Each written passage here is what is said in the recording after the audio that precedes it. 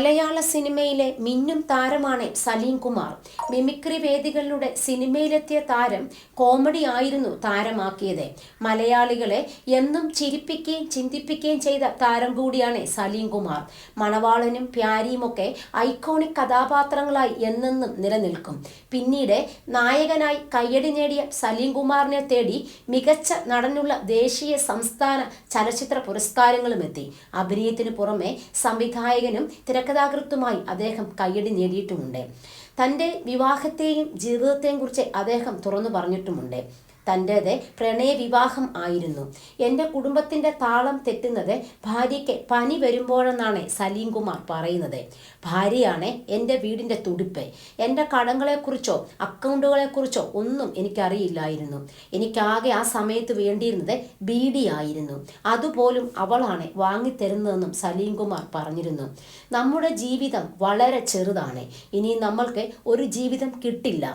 അതുകൊണ്ട് കിട്ടിയ ജീവിതത്തെ വളരെ അമൂല്യമായി കാണേണ്ടതുണ്ട്. ദാമ്പത്യം ശക്തിപ്പെടുന്നത് വാർദ്ധക്യത്തിലാണ്. അവിടെ നിന്നാണ് യഥാർത്ഥ പ്രണയം നാം അനുഭവിക്കുന്നതെന്നും താരം പറഞ്ഞിരുന്നു. പ്രണയം തീവ്രമാകുന്നത് യൗവനത്തിലോ കൗമാരത്തിലോ അല്ല, വാർദ്ധക്യത്തിലാണെന്നാണ് സലീം കുമാർ അഭിപ്രായപ്പെടുന്നത്. അപ്പോഴാണ് നമുക്ക് മരിക്കേണ്ട എന്ന് തോന്നുന്നത്. ഇപ്പോഴാണ് യഥാർത്ഥ ജീവിതം ഞാൻ തിരിച്ചറിയുന്നത്.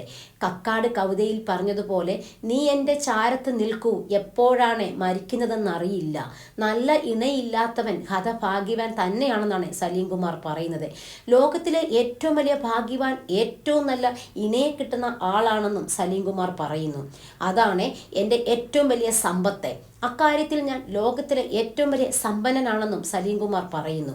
മറ്റെല്ലാറ്റിലും നമ്മൾ വിജയിച്ചാലും ദാമ്പത്യത്തിൽ നമ്മൾ പരാജയപ്പെട്ടാൽ ജീവിതം പൂർണ്ണമായി പരാജയപ്പെട്ടുവെന്ന് വിശ്വസിക്കുന്ന ആളാണ് താനെന്നും അദ്ദേഹം പറയുകയും ചെയ്യുന്നുണ്ട്.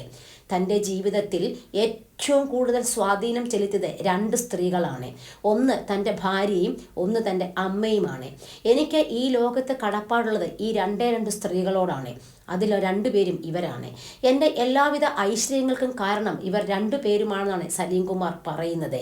ഞാൻ മരിച്ചിട്ടേ എൻ്റെ ഭാര്യ മരിക്കാവൂ എന്നാണ് ഇപ്പോഴത്തെ എൻ്റെ ഏക ആഗ്രഹമെന്നും സലീം കുമാർ പറഞ്ഞിട്ടുണ്ട്. അവളില്ലാതെ എനിക്കൊരു നിമിഷം പോലും ഇപ്പോൾ ജീവിക്കാൻ കഴിയില്ല. ഇപ്പോൾ എൻ്റെ ഓരോ ചലനവും നിർണ്ണയിക്കുന്നത് അവളാണെന്നും സലീം കുമാർ പറയുന്നു.